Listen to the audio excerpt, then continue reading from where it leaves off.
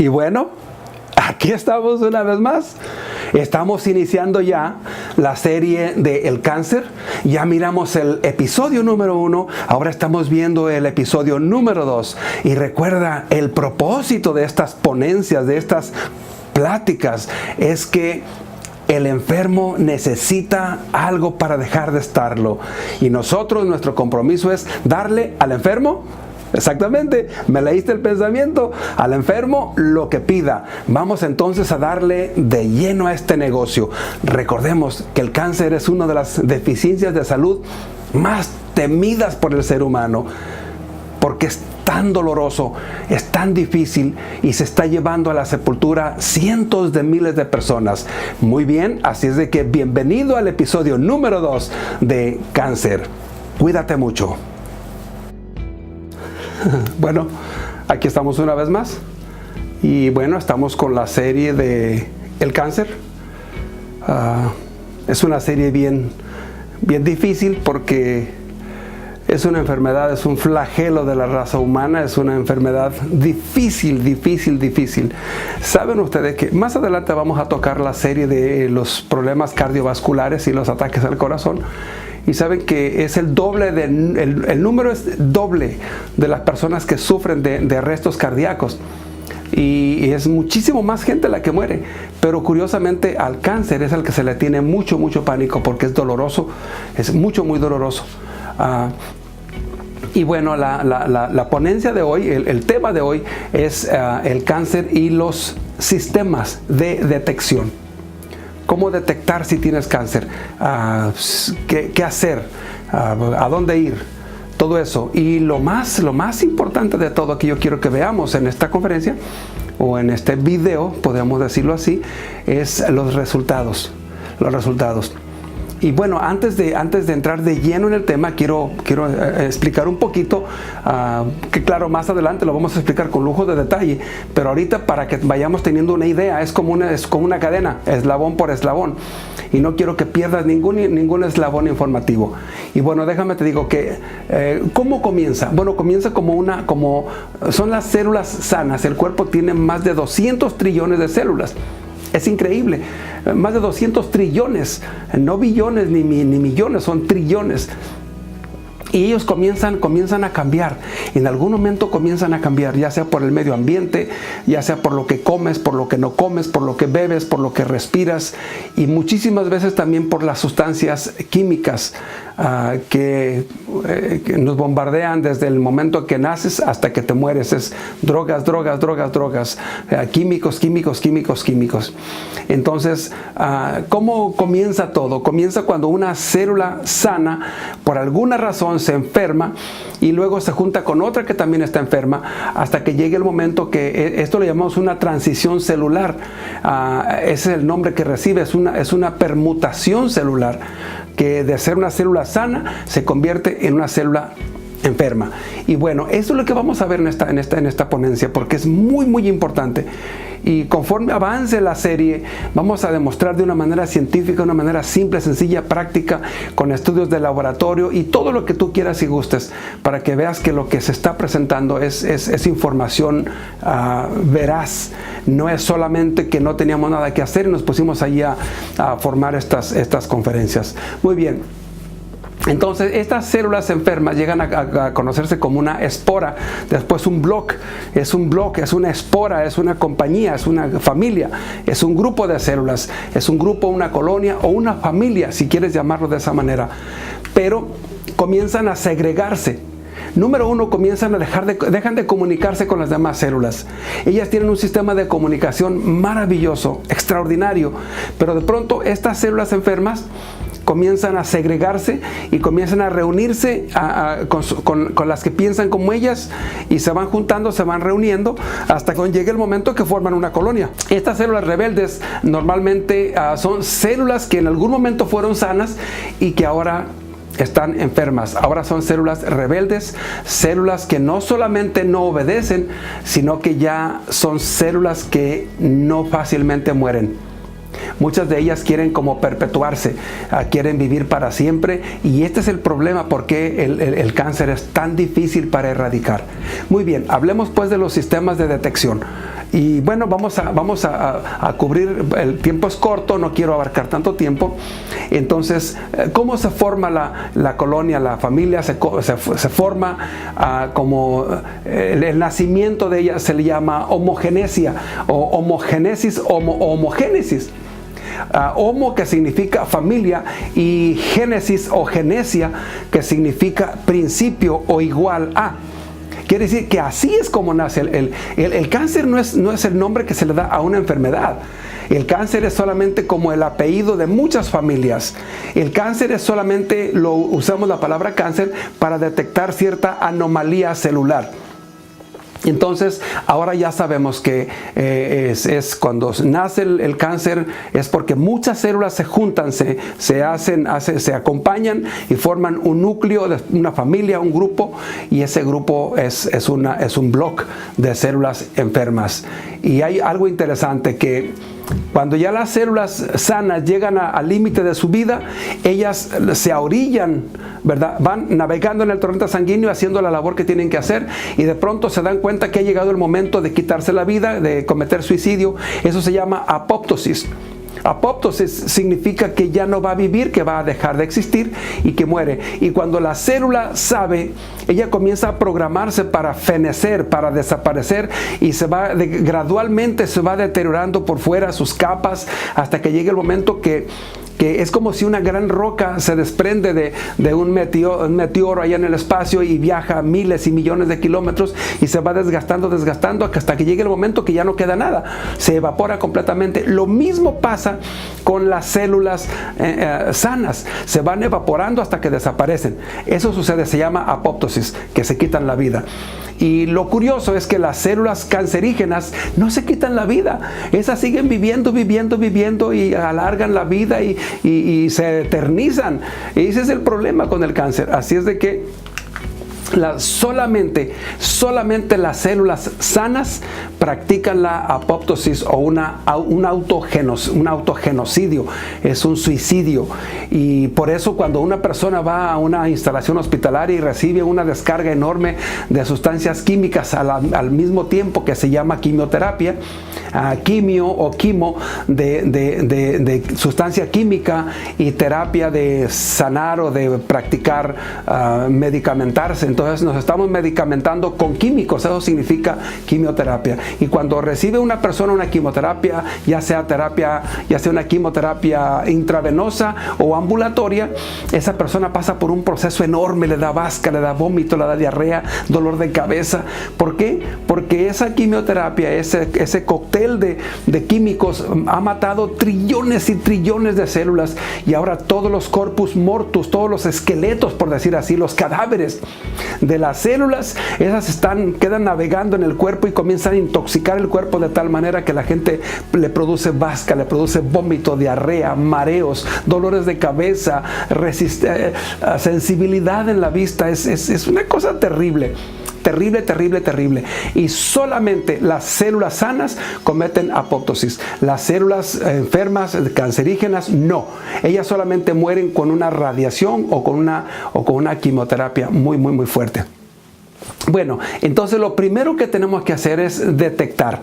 Un sistema de detección temprana es un equipo, llámese como se llame, llámese PET scan, llámese CT scan, llámese un MRI, o como se llame, una tomografía, una mamografía. Eso sirve para detectar la ubicación correcta del tumor. Ahora, bueno, ya tenemos ya lo identificamos, ya sabemos dónde está. Ya tenemos la ubicación correcta, exacta, de esta familia, de este grupo, de estas células enfermas. Ahora, ¿qué vamos a hacer? Y déjenme decirles algo interesante. Déjenme decirles algo. Una cantidad muy enorme de personas vive pensando, todavía desgraciadamente viven pensando, que entre más pronto se detecte su cáncer, mayor probabilidades tienen de sobrevivirlo. Eso no es verdad. Se oye muy bonito en la técnica y en los comerciales y en las pláticas que algunos médicos damos a veces, pero realmente en la práctica no se lleva a cabo eso. Porque si fuera verdad, mira tantísimas campañas y brigadas que se hacen de detección temprana, y el número de funciones, en lugar de crecer, va creciendo. No decrece, sino que crece. Esto me dice a mí que todo este sistema de equipos para detectar el cáncer no está sirviendo absolutamente para nada. Para nada. Tú tienes que entender esto, porque déjame te explico algo. Para que un tumor pequeñísimo, un tumor que tiene apenas 8 o 10 billones de células enfermas aglomeradas, tiene que tener de 10 billones para arriba para que sea detectable. Pero resulta que hay seres humanos que pueden tener 8, 10, 15, 20 tumores de 3 billones, 5 billones, 8 billones, 9 billones de células enfermas aglutinadas, y todavía no es detectable. Hay personas que pueden tener 10, 15, 20, 30, 50, 100, 200 microtumores en todo su cuerpo y nadie sabe que los tiene. ¿Por qué? Porque los equipos de detección temprana no pueden identificarlos. Entonces, ¿de qué te sirve estar yendo cada 6 meses, cada año y medio, cada 2 años a que te hagan todo ese tipo de prácticas para detectártelo? Si después de todo, todo este ejército de equipos, muchos de ellos están causando más cáncer que el que están previniendo. Hay que tener cuidado, definitivamente. El hecho de que hoy tengamos en la comunidad médica tantísimos equipos para detectar el cáncer no significa que la comunidad cancerígena ha mejorado, para nada. Ahora sí ya sabemos que el cáncer está ahí, y después de eso, ¿qué? ¿Qué vamos a hacer?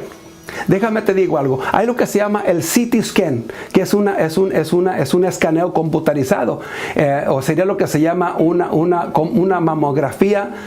El nombre sería mamografía computarizada. Hay otro sistema de detección que se usa mucho, está muy de moda, que es el PET scan, que es Positron Emission Tomography. En un español sería una tomografía de emisiones positrónicas. Pues tú te fijas, tú ponte a investigar qué es eso. Tú ponte un poquito a investigar y te vas a dar cuenta que en muchos de los casos es peor el remedio que la enfermedad. ¿Por qué? Porque ya lo han dicho muchos médicos. Recuerdo, por ejemplo, a una doctora muy popular que se llama la doctora Linda Page. Ella dijo que en muchísimos casos, estos escaneos computarizados son causantes de un gran número de cánceres. Y aparte de que no funciona mucho el que te lo hayan detectado, pues a veces te lo detectan y de cualquier manera no funciona, porque ya rebasaron las 12, 15, 20 billones de células estos tumorcillos. De manera que vamos a dar algunos tips conforme avanzan las ponencias, conforme avanzan estas conferencias. Vamos a ir dándole pistas a la gente, vamos a ir dándoles ideas cómo trabajar con este asunto. Pero el hecho de que tú vayas periódicamente a hacerte tus mamogramas y hacerte tus escaneos, eso no, créemelo, si esto funcionara, entonces el número de deficiencias fuese decreciendo, pero todo lo contrario, el número de deficiencias está creciendo, rising up, está creciendo, subiendo, aumentando. Nada está bajando. Ningún cáncer ha bajado su número. Ninguno. Eso te dirá que estos sistemas de detección pues no están haciendo su trabajo, o una de dos. O no funcionan las máquinas, o quienes los estamos operando no sabemos cómo operarlas. Pero definitivamente. Y viene lo que se llama el Papa Nicolau, el Pap smear, que llamamos el Nicolau, y después vienen los exámenes de sangre. Pero bueno, vayamos al asunto. ¿Cuál es la finalidad? ¿Cuál es la finalidad de estos programas de detección temprana? ¿Cuál es la finalidad?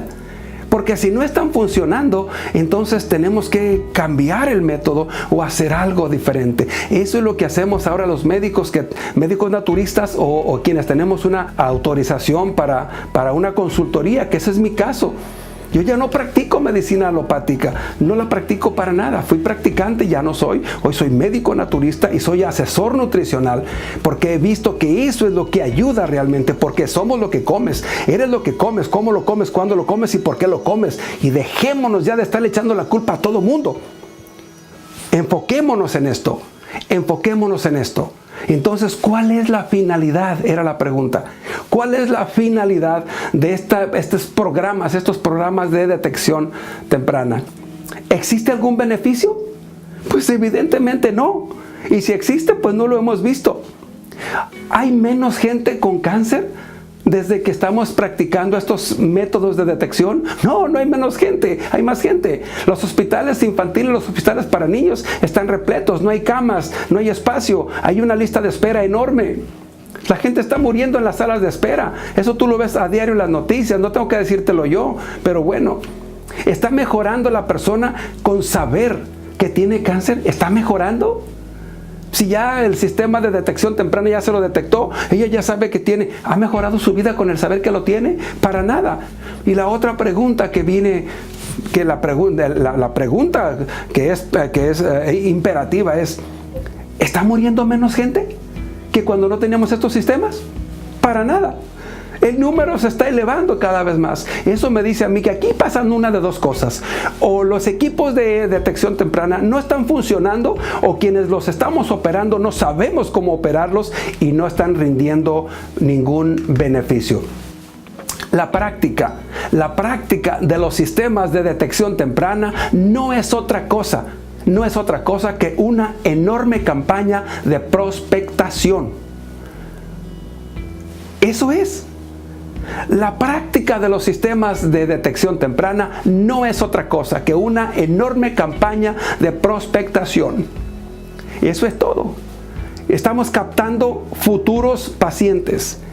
Estas campañas de detección temprana no están sirviendo más que para una cosa, para una captación de futuros pacientes. En otras palabras, es una cartera. Estamos formando una enorme cartera de futuros clientes. Eso es todo.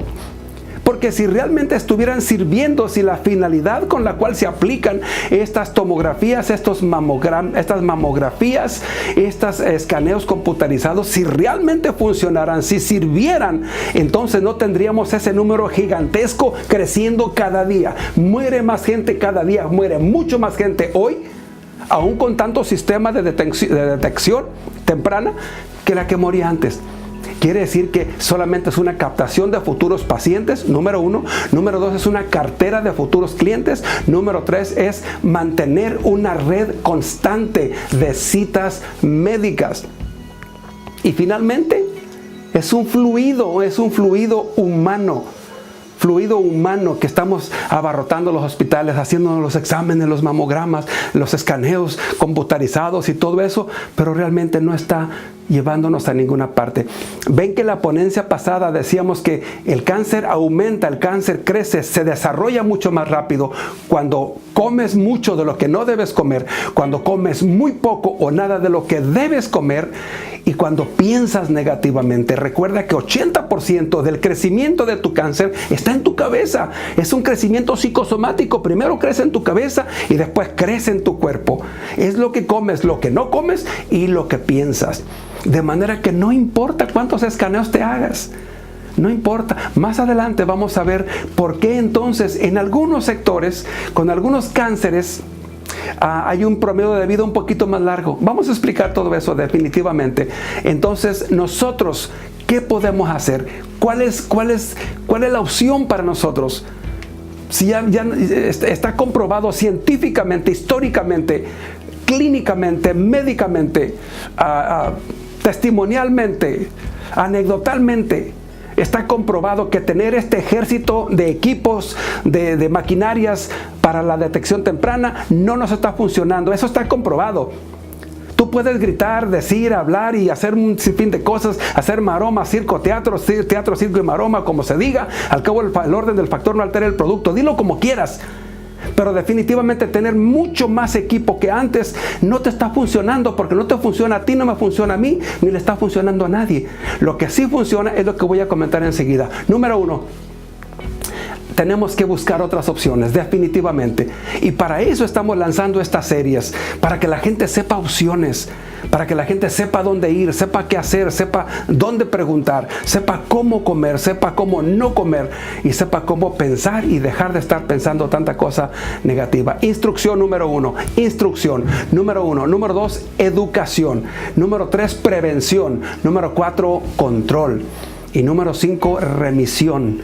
¿Sabe que cuando tú te instruyes, cuando tú te educas, cuando tú previenes, cuando tú controlas, es cuando las sustancias carcinogenosas se esconden, huyen? En inglés se llama spontaneous remission. En español sería una remisión espontánea. Pero si no haces lo que tú tienes que hacer, si no hay prevención, si no hay instrucción, si no hay educación, si no hay control, entonces no hay remisión de estas células cancerígenas. Y bueno, para eso nosotros manejamos un protocolo maravilloso, maravilloso. La naturaleza nos ha provisto de un protocolo espectacular, extraordinario.